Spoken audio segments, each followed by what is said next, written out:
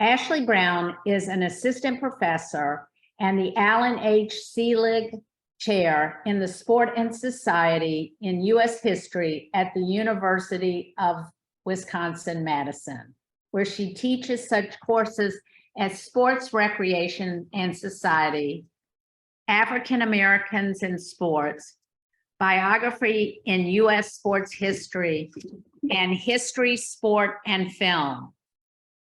Dr. Brown earned her PhD in American Studies at George Washington University.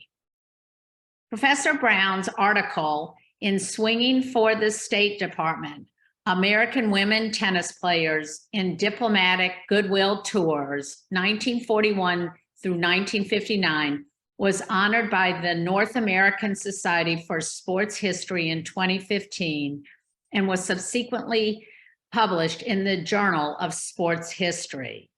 In 2021, the Journal of African American History published her article, Uncomplimentary Things: Tennis Player Althea Gibson, Sexism, Homophobia, and Anti-Queerness in the Black Media.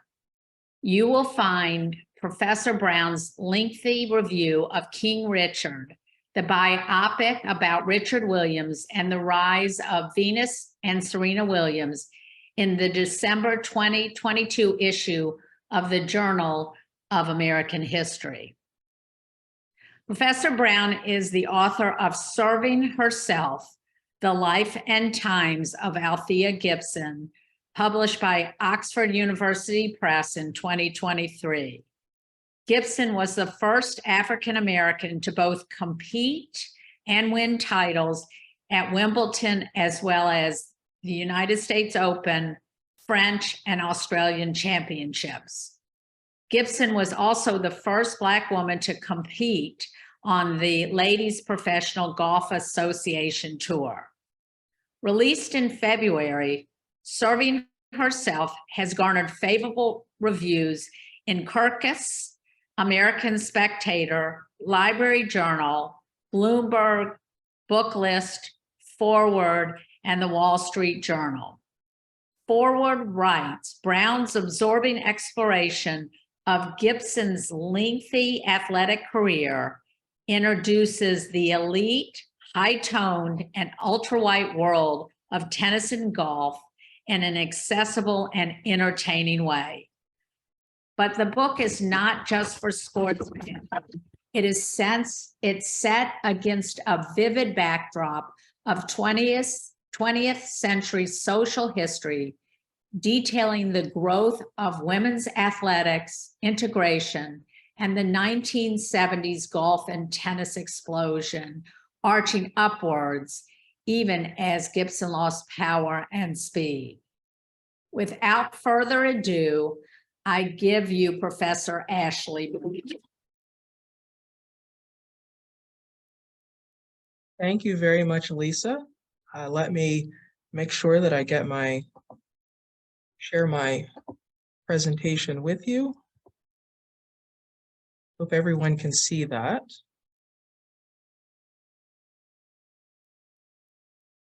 There we go. So again, thank you, Lisa. It is a terrific pleasure for me to join you all, the Morven community, this afternoon. I very much appreciate Greer Luce, Morven's Curator of Education and Public Programs, for inviting me to share my work with you.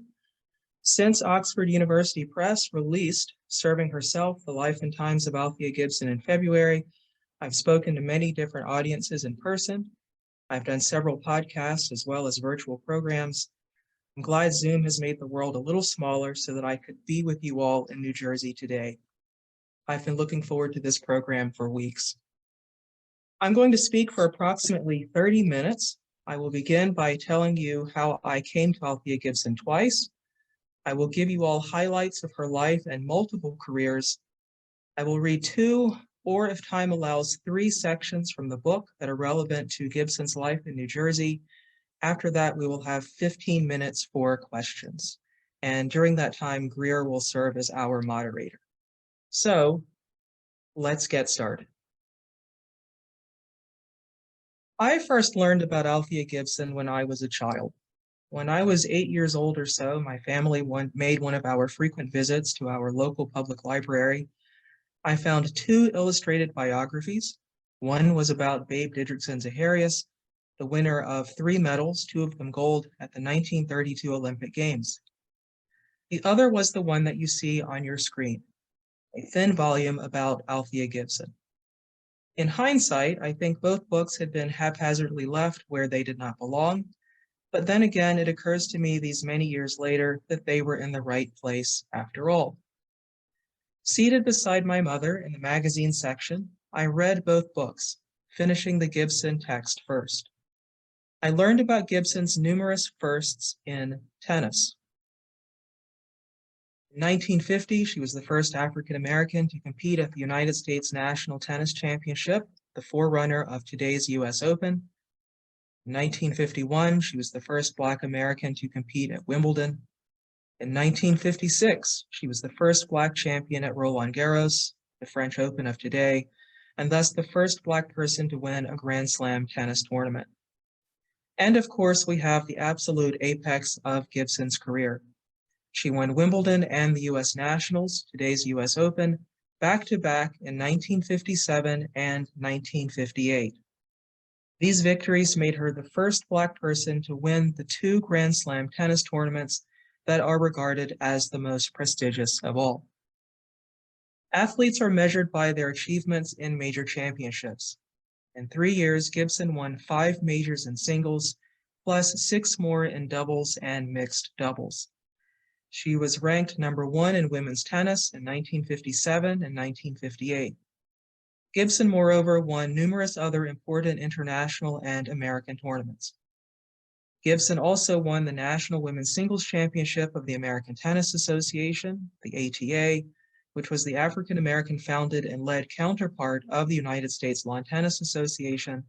She won this event 10 times consecutively between 1947 and 1956. Like many of you, I also heard Gibson's name in the late 1990s and early 2000s, as Venus and Serena Williams emerged in professional tennis. Both sisters made a point of speaking of Gibson, letting people know that an African-American woman had won the most illustrious titles in tennis before them. I remember learning about Gibson's death in September 2003. For me, the turning point happened 7 years later and at a fortuitous time. By that time, I was an avid golfer. I was also preparing to begin graduate school. I had begun to read about the history of golf. I noticed the conspicuous absence of attention to African Americans in the sport. I saw pictures of and references to caddies, always men, but that was pretty much it. This was years before the publication of Lane Demas's excellent book, Game of Privilege, published in 2017. I borrowed a copy of Pete McDaniel's Uneven Lives from a library in Western Massachusetts, which is where I was living at the time. I learned that in 1963, Althea Gibson was the first Black woman to compete on the Ladies Professional Golf Association Tour. Immediately, I went stock still, and I thought to myself, this woman crossed the color barrier. Tennis, then she moved through that same barrier in golf. What kind of woman does that, and what must she have gone through? Serving herself represents a more than 10-year journey of answering those questions. So just who was Althea Gibson? Gibson was born on August 25th, 1927 in Silver, South Carolina to Daniel and Annie Gibson, sharecroppers. She was the oldest of their 5 children. To put it lightly, the living was hardly easy for anyone of African descent in South Carolina in the early 20th century, and the Great Depression combined with several seasons of bad weather, which hurt the production of cotton and corn, made things even harder. In the preceding years, several members of Daniel and Annie's families had joined the Great Migration. By 1931, Daniel and Annie decided to leave too. They moved to Harlem. The family's first several years in the North were difficult, and Daniel, who worked as a handyman in a garage, was hard on Althea. He taught her to fight in the family's tough neighborhood. He also beat her. She found an escape through sports. Gibson was an all-around athlete, and fortunately for her, the family street, West 143rd Street, was a play street, meaning that the Police Athletic League, also known as PAL, closed it off to traffic several days of the week throughout the year to give children and teenagers places to learn and play sports and games as an alternative to engaging in other activities that might be regarded as less than wholesome. This was how Gibson gained exposure to tennis. Today, pickleball is all the rage. Well, in the 1920s and 1930s, paddle tennis was the game of choice for many. Gibson became the best paddle tennis player in her neighborhood.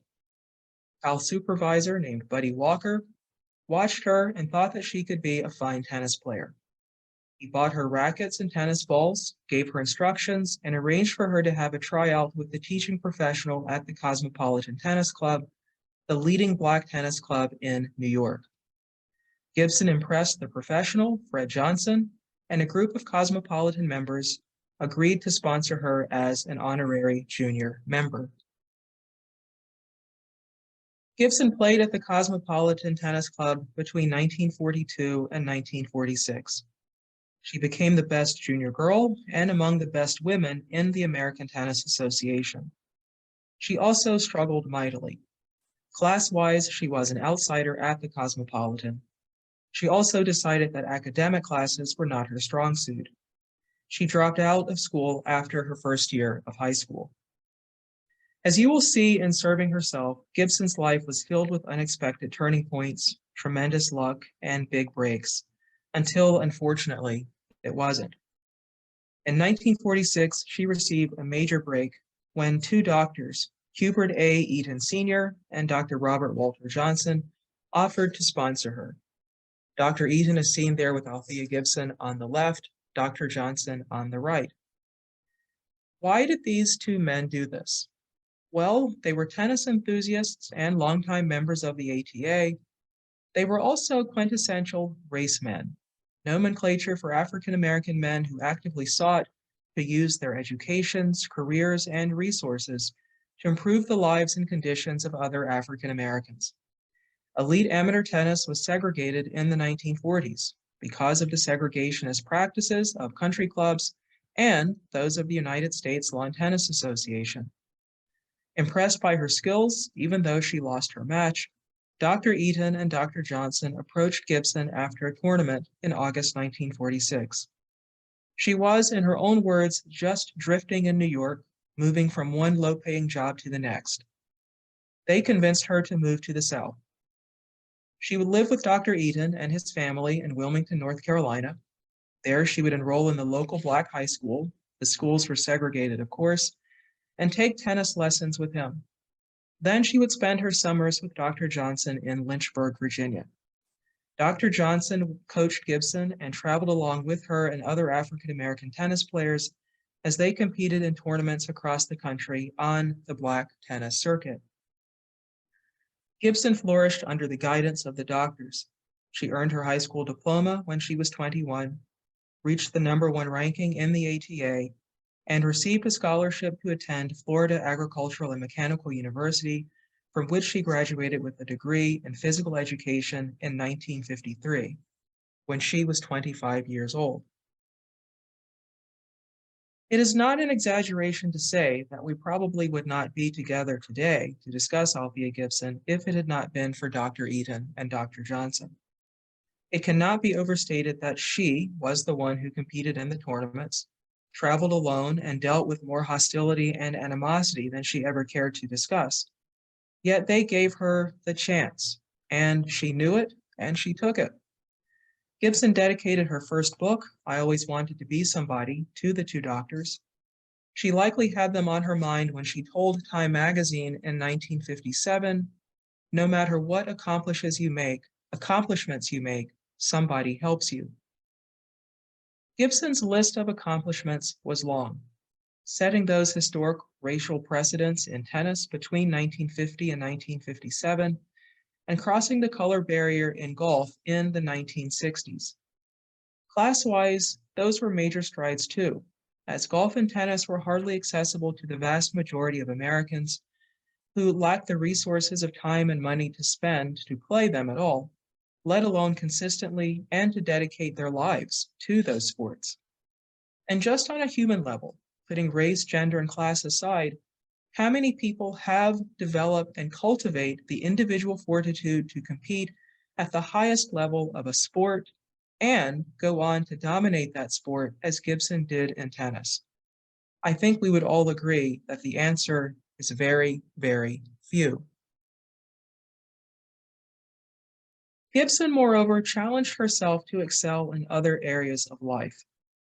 She recorded an album called Althea Gibson Sings, and she made 3 appearances as a performer on The Ed Sullivan Show. She was an actress briefly. She co-starred with John Wayne, America's Favorite Cowboy, and William Holden, matinee idol of the 1950s, in The Horse Soldiers, a Civil War epic directed by the Academy Award-winning director John Ford, whom you may know from such classics as The Man Who Shot Liberty Valance, one of my favorite films, The Quiet Man, and The Grapes of Wrath. Gibson turned professional and played exhibition tennis matches as part of the pregame and halftime entertainment for the Harlem Globetrotters. She competed first as an amateur and in 1963 as a professional golfer.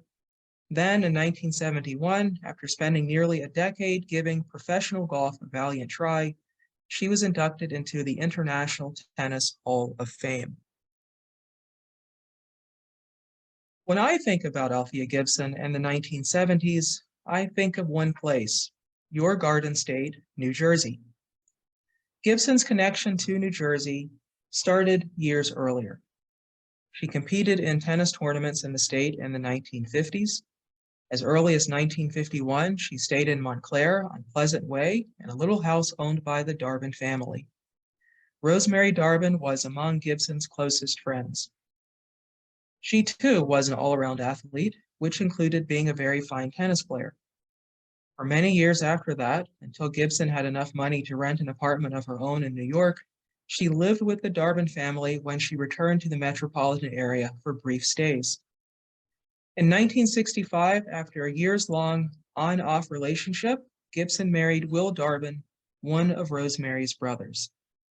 Gibson and Will Darbin, lived in that house on Pleasant Way together for a few years. New Jersey thus became Gibson's adopted home state. Between 1970 and the early 1990s, she would hold numerous positions at the local level in Essex County, leading her to meet, talk with, and give speeches to tens or quite possibly hundreds of thousands of New Jerseyites who identified as children, students, senior citizens, or just plain folks. And as many members of the audience probably know, Gibson held an important position with the state of New Jersey. Beginning in the fall of 1975, Governor Byrne appointed her to serve as the state athletic commissioner. In the time that remains, I'd like to read a few passages from Serving Herself. These excerpts are specifically set during what we might call Althea Gibson's New Jersey years, and they illustrate that her decades there, whether as athletic commissioner, sports consultant for Essex County, or as a member of the Governor's Council on Physical Fitness, a role that she took on in the 1980s, these are all filled with examples of her advocating for the things that she thought were right for all the citizens of New Jersey. These included access to sports and games to improve health and well-being, as well as education.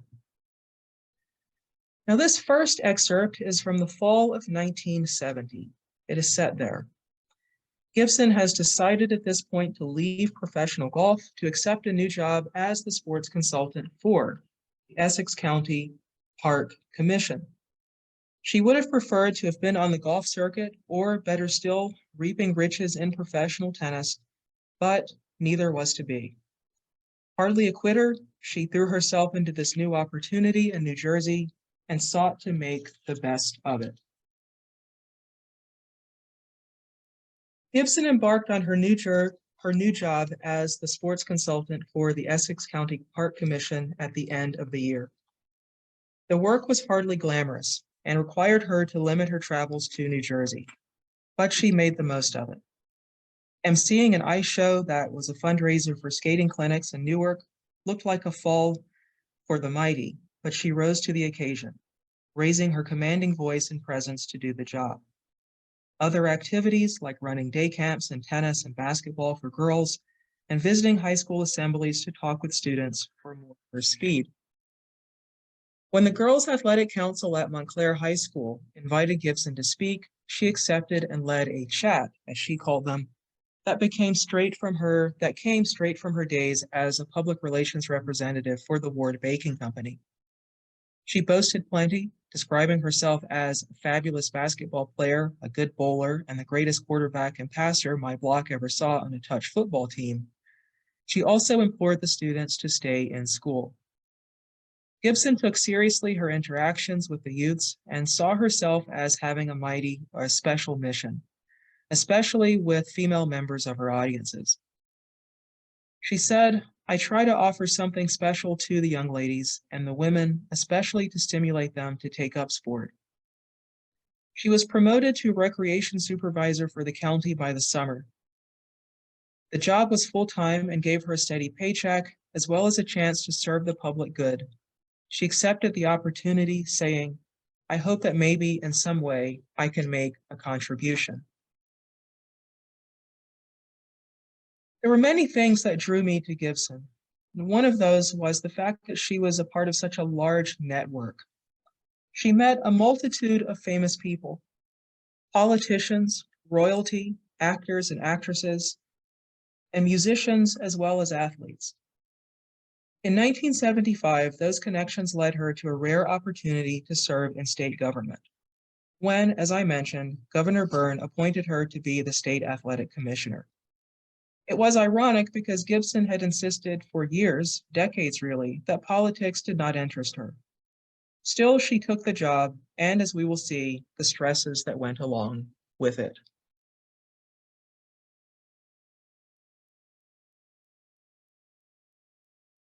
By the fall of 1975, hobnobbing brought Gibson her most impressive paid gig to date. Weeks after she attended a reception at Morven, New Jersey's governor's residence, to show support for the Equal Rights Amendment, Brendan Byrne, New Jersey's Democratic governor, nominated Gibson to serve as the state athletic commissioner. She knew the governor socially. He had once hosted her for an afternoon of tennis. They tied 2-2 in their 4-game singles match. Afterwards, she told watchers that she had allowed Byrne to win a second game so that he would not lose outright. If Byrne, who seemed neither to have expected nor wanted the gift of the game, was put off by her remarks, he got over it. Byrne made her the honorary professional at the Morven tennis court and golfed with her in a charity tournament weeks later. By selecting Gibson for the commissioner's role, Byrne gave her a steady, albeit part-time job that kept her in the public eye and brought her an annual salary of $7,000 to $7,500, translating to about $42,000 today, more than she had ever made in any of her seasons on the LPGA Tour. As was so often the case in her life and career, Gibson's nomination set a precedent and broke a barrier. While revealing other people's discomfort as she veered from the status quo, there had never been an athletic commissioner like her. She was the first African-American nominated to serve in the position and the first woman too. The latter development raised the hackles of Bob Curley, a writer for the News based in Paterson, New Jersey.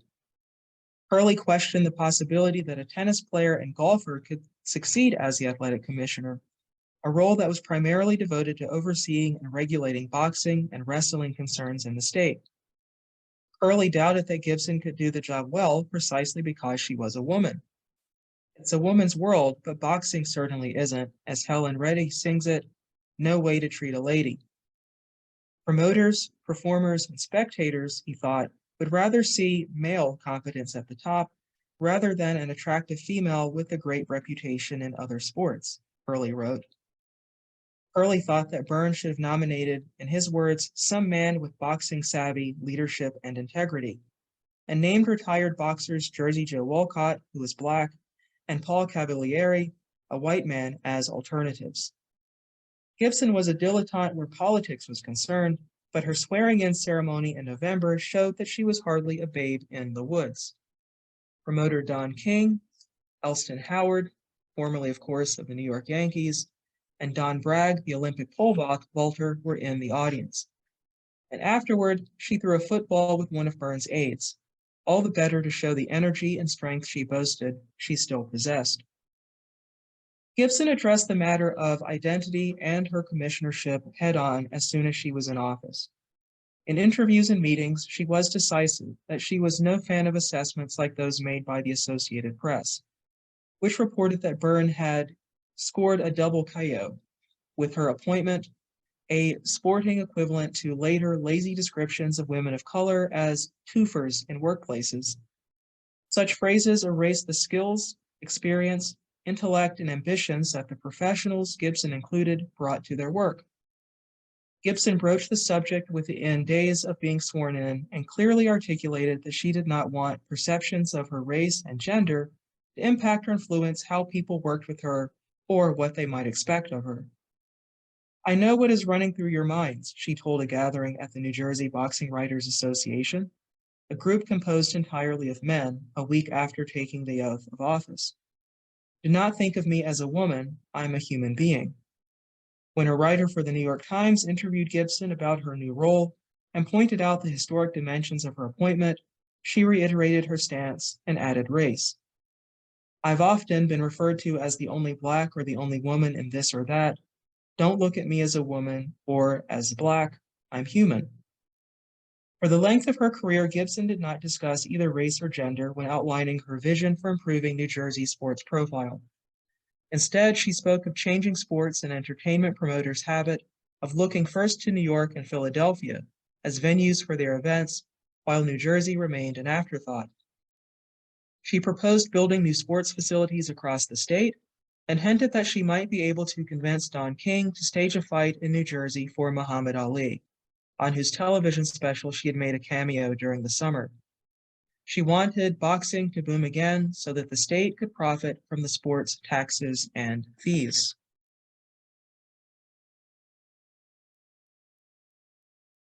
In the late 1980s and early 1990s, Gibson worked for the New Jersey Governor's Council on physical fitness and sports. This was effectively her last post for the state. By 1992, the state legislature voted to disband the council as part of a series of budget cuts. Yet before that turn of events, Gibson was dedicated to the work as she logged thousands of miles traveling across the state to speak to a variety of audiences. The work was also a necessity for Gibson. She achieved her many historic firsts before the open era and the tennis boom. This means that she never had a chance to capitalize on her fame and skills. And beyond money, working for the state allowed her to interact with people in ways that lifted her spirits and kept her active and vital as a senior citizen.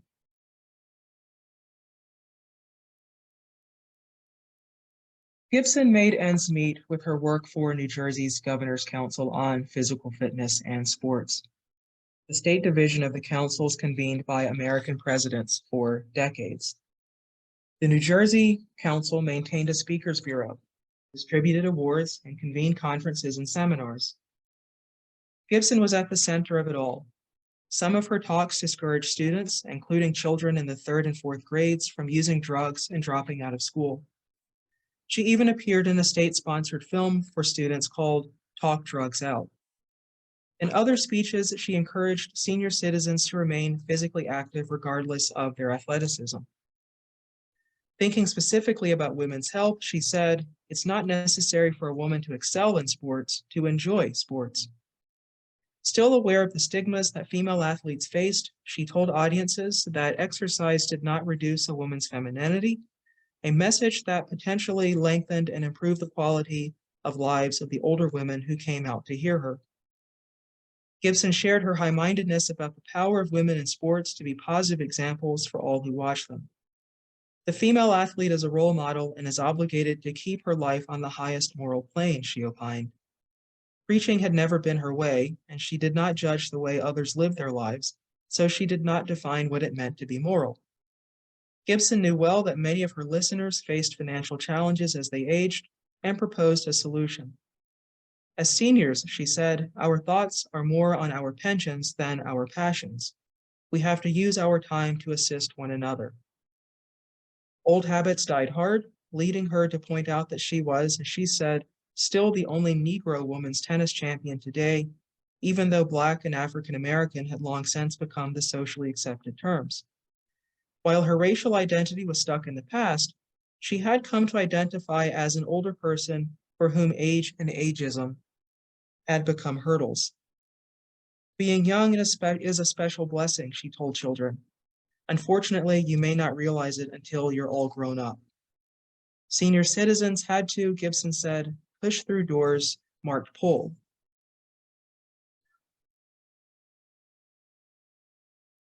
Gibson suffered a stroke, unfortunately, and this would cause her health to deteriorate for the next 11 years until she died in 2003.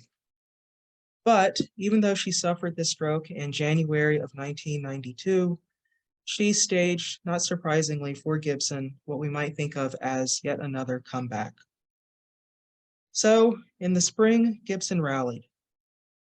She resumed her work for the Governor's Council. In May, she was back on the road promoting the annual New Jersey Senior Games for residents 55 and older for competition and to showcase the mental and physical value of exercise. Medalists were guaranteed spots in the national games the following year. Gibson dove back into her role, joking with audiences across the state about the effects of aging on her own athleticism. Tennis was out because of a bad knee, she said, and her body ached after golf. Still, regular exercise and a healthy diet were musts. The message was personal, given her own health scare. Enjoy your life much longer, and you can avoid the alternative, she said.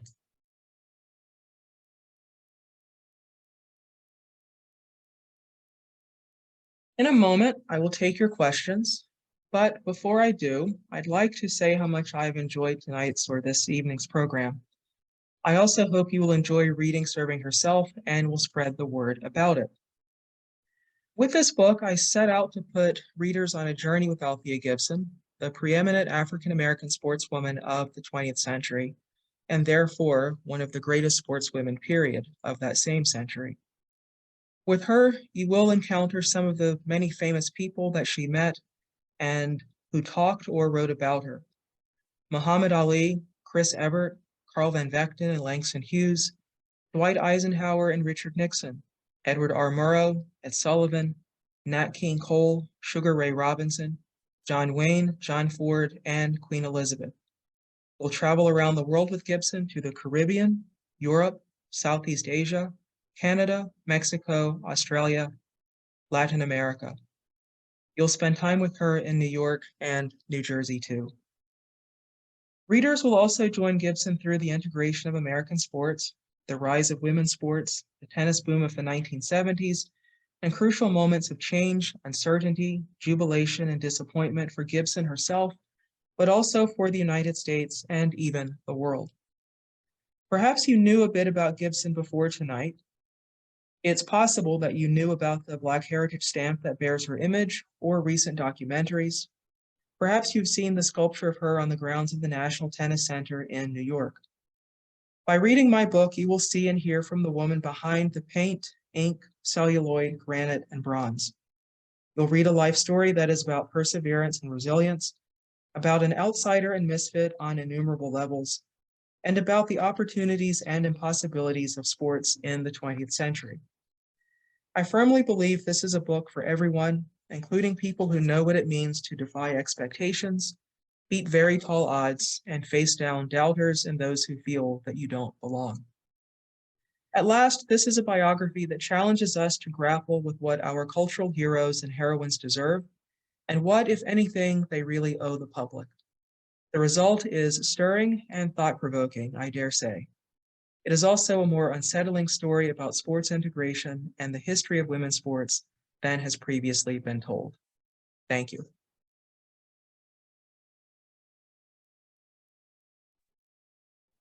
Thank you so much, Dr. Brown. That was wonderful, incredible, and I have to say, as somebody who grew up as a student in New Jersey, I actually didn't learn about Althea Gibson until I started working at one of my first jobs for the New Jersey Historical Commission when I was in my late 20s. So I think it's so important that you are doing this work and this book is out there and presenting the full story of who is such an incredible figure for American and New Jersey history. So I'm going to encourage folks now, if you have questions, please enter those in the Q&A box at the bottom of the screen. And I will read them aloud as we go through the Q&A session here. So Dr. Brown, I wanted to start with a question about your sources for the book. So I believe that Althea Gibson wrote at least one, maybe more than one memoirs about her life and her lifetime. And I wanted to ask, as you're writing, such a prolific biography, what types of sources do you use, and how do you balance those sources with Gibson's own words as you're trying to create this picture of her life? It's a very fine question. Thank you so much for it. And I'm glad I'm able to add to your knowledge, your growing knowledge of Althea Gibson. Indeed, Gibson wrote 2 books. So one, I'm actually looking at both of them right now on my desk. The first was published in 1958. It's called I Always Wanted to Be Somebody. And that was edited and ghostwritten by someone who was pretty well known in the sports publishing business in the 1940s and 1950s, Ed Fitzgerald. And then 10 years later, her second book, the co-author, ghostwriter for that was a man named Richard Curtis. And that book is called So Much to Live For. It was certainly very helpful to have those 2 books because they, along with the newspaper research that I did, and I think the final count was maybe I used interviews and articles from Gibson from more than 240 newspapers and magazines from around the world. The books were very helpful for creating, in the very beginning, an outline of at least where she said she went and what she did. And as your question astutely implies, we know that people aren't always truthful about every aspect of their lives. And sometimes I've discovered it isn't so much that people are just outright giving out falsehoods. Of course, that's a thing. But I think it's also just as possible that people are withholding certain details. So I certainly used and relied upon those 2 memoirs. They were very helpful. But I also did my due diligence with the newspapers and magazines. I was very fortunate in the figure of Gibson because she was so famous and she was so well-traveled that she gave countless interviews throughout her life. This is someone who was a person of interest from the late 1940s or even the middle of 1940s until she sadly began to sort of fade away from public life because of the bad health issues. So in addition to the newspaper, magazine sources, the memoirs, I also discovered Gibson in a number of major archives. So she had a very close relationship with Dr. Eden. They corresponded for a number of years. I was able to access his letters to her and her letters to him. Gibson was also what we would call a State Department athlete.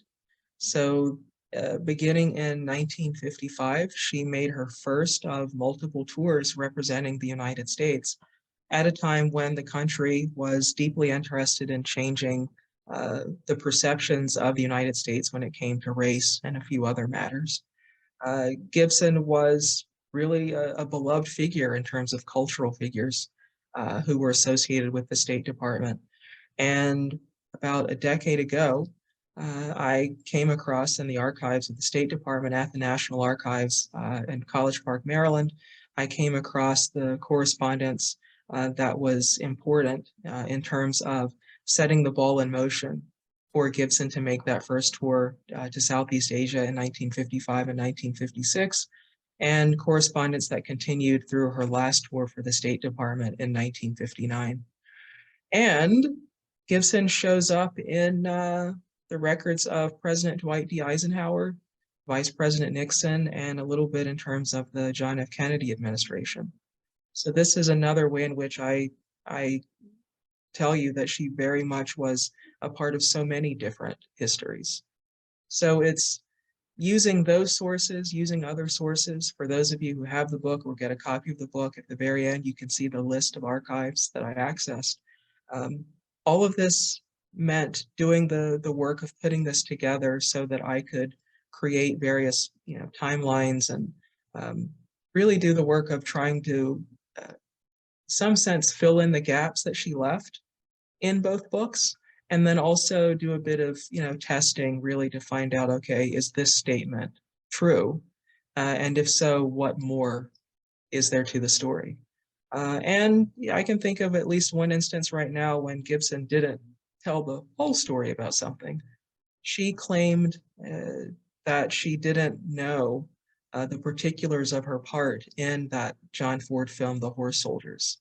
And I discovered by going through material that was very generously given to me by Gibson relatives that that actually wasn't true. And so I deduced that she knew that she was going to play an enslaved woman in the film. But when we think about the late 1950s, the early 1960s, and the strides that African Americans have been seeking to make in film, I think she was reluctant to come out and to admit that before she even made the film. So that's an example of a moment when I found Gibson as maybe not being as forthright as one might like, but it's also a moment when, as a historian, as a biographer, I can take a step back and seek to understand why she held back in that way. Excellent. And we have a few great questions coming through the Q&A, one of which is related to research. Are Gibson's correspondence, awards, and other personal memorabilia kept alive in any museum or library? I'm assuming for public viewing and access. Yes. So again, feel free to look at the 2-page list that's in the back of Serving Herself. Her correspondence is in North Carolina. At least this bit of correspondence with Dr. Eaton is in North Carolina at the University of North Carolina, Wilmington. I always make sure that I really pay respect where it's due, and that is with the Eaton family. They were very generous, dating back to when I was in graduate school, of having respect for my own work and project and a sense of trust. And it's a family that I think has a great deal of integrity, and led by Carolyn Eaton, Dr. Eaton's youngest daughter. The family allowed me to access the material, and it made all the difference in the world in terms of telling the full story of Gibson's life and experience, certainly between the years of, I would say, 1946 until the early 1960s. Again, the National Archives, got to give a thumbs up to federal employees who do the work of allowing us to tell America's history. And I was also deeply impressed by the hard work of the folks at the presidential museums and libraries. Well, thank you. During your research, did you come across any reactions to Gibson's accomplishments from other Black athletes of her time? I was wondering if she received her flowers while she could still smell them, so to speak. And Charisse also said, excellent presentation and thank you. Well, thank you very much for being a very fine audience member, Charisse. I appreciate your remarks, and I appreciate this question. Gibson certainly, I think, received a number of high fives and flowers from other African-American athletes. So the boxer Archie Moore appears to have been a fan. She was also a boxing fan, by the way. So when she became athletic commissioner and was really required to take a special interest in boxing, that was not contrived. It was really there. But Archie Moore certainly appreciated her. She was close friends with Sugar Ray Robinson, great welterweight boxer, still regarded as one of the best in history, if not the best for his size. She met him when she was just an adolescent in the 1940s, and he took a tremendous interest in her and became a big brother figure. And she likely considered his wife Edna to be effectively a big sister for her too, and they looked out for her and actively followed her career and were very proud of her when she won her Wimbledon titles and then the Forest Hills titles too. So those are the two names that stand out. I should also say Jackie Robinson. Now, Gibson did not like being known as the Jackie Robinson of tennis for any number of reasons, including the fact that she always wanted to be her own person, and she didn't like when people were compared to others. She certainly admired Jackie Robinson. She always gave him credit for opening the door for her in the sense that baseball was America's national pastime, and she felt that the tennis folks were very aware of his work in breaking the color barrier in tennis. And remember, he's doing this for a New York team. The United States Lawn Tennis Association was based in New York. So it seemed like the thing to do to them to give her early opportunities in tennis in the late 1940s. Robinson seems to have been present, with her debut at Forest Hills. He was in the audience after the ticker tape parade and during the luncheon. So he appeared as a guest at the luncheon when Mayor Wagner gave her the key to the city.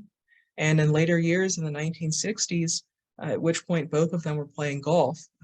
A little known part of Jackie Robinson's legacy was that he was absolutely mad about the game. They played golf together sometimes just, a simple social round with a club professional, but they also played in exhibition matches that other folks, particularly African Americans, watched and enjoyed. So she was definitely regarded as a special person who was doing unprecedented things in tennis where African Americans were concerned. Thank you. And one other question in our Q&A here, a specific question of who was her doubles partner at Wimbledon in 57-58? So this is a special question because it also allows us to highlight another nifty piece of Althea Gibson's history. She won 3 women's doubles titles at Wimbledon, and she had 3 different doubles partners. So the first, 1956, this was with Angela Buxton. And Angela Buxton and Althea Gibson were terrific friends until the very end. So that's 1956. 1957, she wins the women's doubles title with Darlene Hard. And we have to give a pat on the back to Darlene Hard, who sadly died a couple of years ago. But Darlene Hard went out and won the doubles title with Gibson on the same afternoon that Gibson had beaten her in the women's singles match. Hard, incidentally, seems to have been a terrific admirer of Gibson. She really, really liked her and admired her tremendously. And then in 1958, Maria Bueno, known as the Little Saber, who also passed away just a few years ago. But one of the knocks on Gibson, at least from some folks in Boston, I came across this in a Boston newspaper. One of the knocks on her was that she apparently was not a very effective doubles player. But in this way, we might think of her as being ahead of her time, because today it seems that the focus for the stars in tennis, it's really on singles. And Gibson, she wasn't so unusual in that sense, and that she wanted to win the major singles titles. And certainly she played doubles, as the stories that I've just told you show. But I think it's tremendously unfair to say that she, as this person in the Boston community said, had no double sense when she was able to win those 3 illustrious titles with those 3 players. She clearly had something amazing that few others had. Absolutely. Great question. So you mentioned that that Gibson, I believe, attended a reception or an event related to the ERA. And I was wondering if you could talk a little bit more about Gibson's involvement or support? I know you said she was not trying to be political or get involved in politics, although that's where somehow in some ways she ended up towards the end of her life. But I was wondering if you could talk a little bit about her connection to the women's movement and the ERA. Certainly. So this is a theme, I think, throughout Gibson's life. The ways in which she relates to, even if we think only in superficial ways, but still very important ways, these ideas of culture and women's empowerment. She very often, even dating back to girlhood, didn't want to be, I think she would have thought of as held back or stymied by notions that women and girls do this, boys and men do that. Just the fact that she loved and played so effectively at so many different sports. Softball, baseball, I briefly mentioned football in my remarks, golf and tennis. Golf and tennis were certainly looked upon as the acceptable sports for women, but the way in which she excelled and the way in which she was so passionate about those sports, they certainly set her apart so that people knew that this isn't someone who was just dilly-dallying around, right? I came across remarks that she made after a somewhat disastrous trip to Australia, in which she said, without holding back, that she felt that at that point in time, that the folks who were leading tennis in Australia, that they basically ignored women and girls.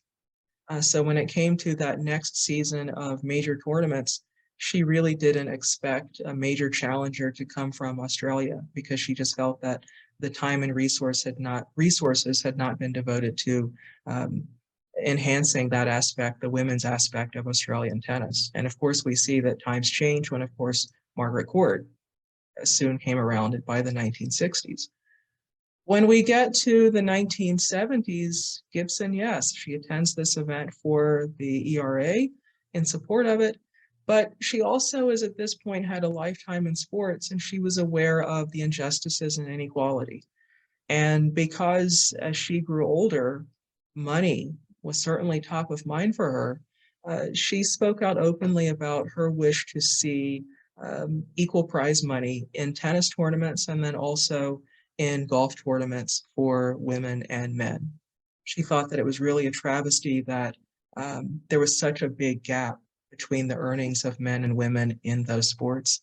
And as readers will see in Serving Herself, Gibson was a major supporter of Title IX, and she spoke in support of that and specifically wanted to see more opportunities for women of color in sports. She spoke on those subjects quite a bit in the 1970s and the 1980s. So much of this is still so relevant today, as you were saying, and that really, again, just very relevant to so many of the conversations that are happening right now.